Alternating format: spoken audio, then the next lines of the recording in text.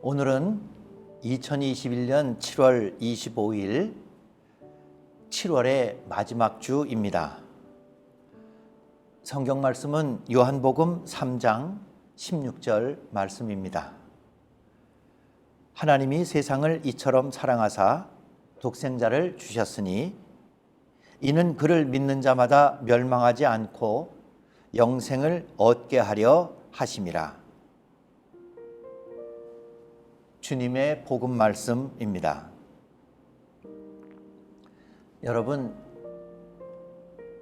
웃을 준비하시고 너무 웃긴다고 그러지는 마시고 제가 60년 전 한글도 배우기 전에 할머니한테 칭찬받고 했던 그런 노래를 하나 하려고 합니다. 그거는 글도 배우기 전에 할머니가 제가 하면은 그렇게 좋아하시고 칭찬해 주시고 하셨던 게 바로 이 본문 말씀의 이런 노래입니다. 하나님이 세상을 이처럼 사랑하사 독생자를 주셨으니 누구든지 그를 믿으면 멸망하지 않고 영생을 얻으리로다. 요한복음 3장 16절. 우습지요. 그런데 그때는 할머니가 칭찬하시고 또 여러 사람들이 이렇게 좋아하시면 부르고 또 부르고 또 부르고 이렇게 외워서 이 노래 박자에 맞춰서 저도 모르게 이렇게 이 노래를 부르고 다니곤 했습니다. 우리가 다 아는 것처럼 성경 66권 전체에서 딱 한 절만 뽑으라면 하나님이 세상을 이처럼 사랑하사 독생자를 주셨으니 이는 그를 믿는 자마다 멸망하지 않고 영생을 얻게 하려 하심이라. 요한복음 3장 16절. 요 한 절을 그래서 복음 중에 복음, 모든 성경의 핵심이라고 이야기합니다. 저는 지난주에 이 본문 말씀을 통해서 하나님이 세상을 이처럼 사랑하셔서 이 세상을 살아가는 우리들도 하나님이 아끼고 이 세상에 관심을 가지고 있는 이 땅에서 하나님의 눈길을 느끼면서 살아가고 있습니다. 그런 말씀을 전했습니다.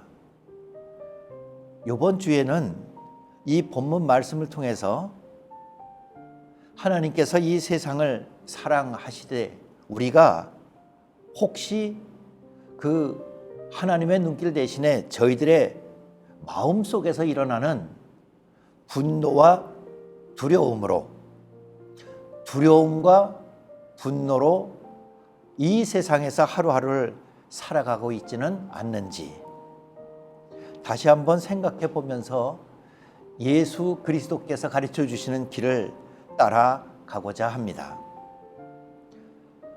오해가 없도록 하기 위해서 오늘 설교 제목을 제가 졸지 마, 힘차게 살아야지 이렇게 요한복음 3장 16절에 제목을 달았습니다. 그런데 여기에 졸지 마라고 하는 것은 제가 교회 여러 연세 드신 분들이나 또 좀 교회가 거룩한 말을 잘 사용했으면 좋겠다 하는 분들에겐 죄송하지만 여기 본문 말씀을 제목으로 원래 정하고 싶었던 것은 쫄지 마였습니다. 쫄지 마. 이 세상에서 살면서 어떤 거에도 쫄지 마. 그래서 이 쫄지 마를 인터넷에서 찾아보니까 원래 말은 쫄다 이런 뜻이, 이런 말이 아니고 졸다라고 하는 뜻이랍니다. 그래서 이렇게 잠이 들려고 하는 걸 저는 얘기하려고 했던 게 아니라 쫄다라고 하는 뜻을 쫄지 마 이렇게 설교 제목으로 삼으려고 했습니다. 쫄다라고 하는 것은 애들이 주로 쓰는 그런 말이지만 뜻은 위협적이거나 압도하는 대상 앞에서 겁을 먹거나 길을 펴지 못한다. 쫄다, 위협적이고 압도당하고 그런 거 앞에서 나는 겁이 나서 기가 막히고 숨도 쉬지 못하고 스스로 쪼그라들 수밖에 없는 그런 상황을 쫄다라고 표현한답니다. 여러분 기억하시나요? 어느 냉동 컨테이너에서 작업을 하던 사람이 실수로 문이 닫혔답니다. 그 문이 닫힌 순간 안에서는 열 수 없으니까 1시간, 2시간, 3시간이 지나면서 이 냉동 창고 안에 있던 사람은 냉동 창고를 너무나 잘 아는, 냉동 창고에서 늘 일하던 사람이기 때문에 이제 몇 시간이 지나면 몇 도가 내려간다. 이제 몇 시간이 지나면 얼음이 얼기 시작한다. 너무나 잘 알고 있습니다. 왜냐하면 거기서 늘 일했기 때문입니다. 실수로 잠긴 문을 이제는 스스로 열지 못하고 바깥에서 그 다음날 사람들이 열었을 때 그는 그 냉동 창고 안에서 얼어서 시신으로 발견되었습니다. 그런데 아이러니한 것은 그 냉동 창고에는 전기가 꽂혀 있지 않았습니다.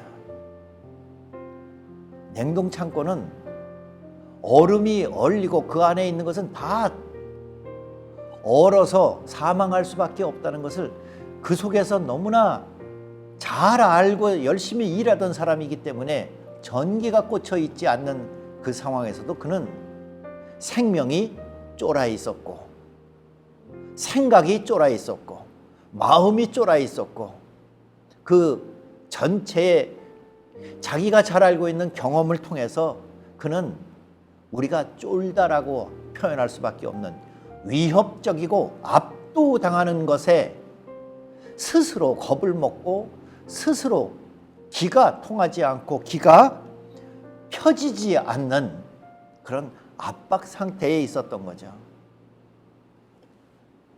우리는 요한복음에서 이와 비슷한 것을 발견하게 됩니다.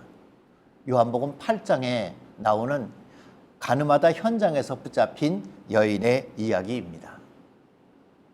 이 여인도 쫄을 수밖에 없는 그런 상황이지요. 가늠하다 현장에서 붙잡혀 왔고요. 그 붙잡은 사람들은 이 여인을, 분명히 죄가 있는 여인을 예수님 앞으로 끌고 와서 예수님에게 모세의 율법으로는 돌로 치라고 했는데 어떻게 할까요?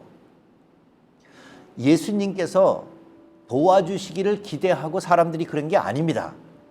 이 죄 지은 여인도 그리고 예수님에 대해서 자기네들이 좋지 않은 감정을 가지고 있는 바리새인들, 유대인들, 예수님을 껄끄럽게 여기고 있는 유대인들이 예수님에게도 책을 잡기 위해서 압박당하는 상황에 예수님과 이 여인을 한 번에 놓고 사람들은 따지고 있습니다.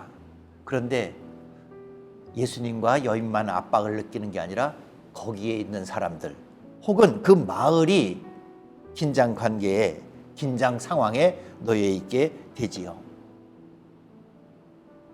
예수님이 대답을 하십니다. 너희 중에 죄가 없는 사람이 먼저 돌로 치라. 그런데 그 요한복음 8장에 있는 말씀에 보면 어른으로부터 시작해서 한 사람 한 사람 떠나고 나중에는 예수님과 이 여인 둘만 남았더라, 그렇게 표현합니다. 분명히 여인에게는 죄가 있었습니다. 예수님은 이 여인을 돌로 쳐라 하면 스스로 가르치신 거에서 어긋나시게 되고, 또 이 여자를 용서해줘라 얘기하면 사람들의 분노를 일으킬 겁니다. 모든 사람들의 마음을 쫄게 하는, 그리고 이 여인과 그 모든 마을에 있는 사람들 마음까지도 다 쪼그라들게 하는 그런 상황이지요. 나이 들은 어른부터 죄 없는 사람이 돌로 치라고 하니까 한 사람 한 사람, 나이 많은 어른, 세상의 우여곡절을 세상에서 살아보려고 세상에서 자녀들을 키우면서 세상에서 여러 가지 상황들에 접해서 그때 순간순간마다 삶의 우여곡절을 살아온 사람들, 그저 세상에서 손에 물 한 방울 묻히지 않고 죄의 흔적 하나 없이, 먼지 하나 없이 산 사람은 아마 없을 겁니다. 그래서 나이 많은 어른, 오래 산 사람부터 한 사람씩 한 사람씩 떠나기 시작합니다. 죄는 고발한 사람이나 고발당한 사람이나 거기에 판단을 요구하고 있는 예수님이나 다 쫄게 만드는 것처럼 거기에 있는 사람들을 위협하고 압박하고 길을 펴지 못하게 하고 있습니다. 예수님하고 여인 단 둘만 남게 되었습니다. 다 한 사람씩 하나씩 죄 없는 사람은 돌로 치라고 먼저 쳐보라고 하니까 떠나기 시작하고 예수님과 여인이 남았습니다. 너를 정죄하는 자가 어디 있느냐? 여자가 대답합니다. 아무도 없습니다. 여자의 죄가 없다는 게 아닙니다. 죄는 있는데 그 죄가 여인의 마음과 영혼과 삶을 쪼그라들게 하고, 예수님이 가르치시고 예수님께서 복음을 전파하시는 걸 쪼그라들게 하고, 동네 사람들이 서로 고발하고 달려들고 돌을 들고 있는 그 상황, 그 동네를 쪼그라들게 하던 거기서 예수님과 여인이 단둘이 남게 됩니다. 죄가 있지만 예수님이 이렇게 대답하십니다. 나도 너를 정죄하지 아니하노니 가서 다시는 죄를 범하지 말라. 예수님이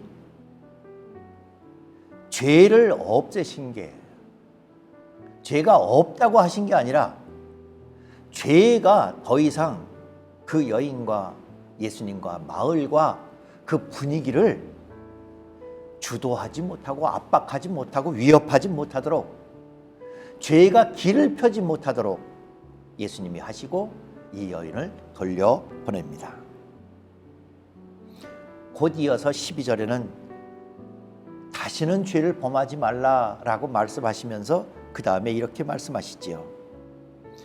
예수께서 또 대답하여 이르시되 나는 세상의 빛이니 나를 따르는 자는 어둠에 다니지 아니하고 생명의 빛을 얻으리라.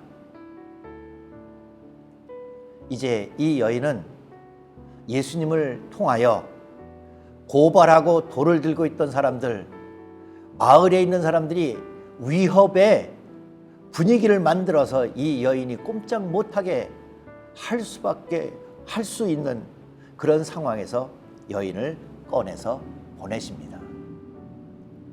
이제는 죄가 너를 덮지 못하니 그 다음부터 사는 것은 네가 열심히 살아봐라.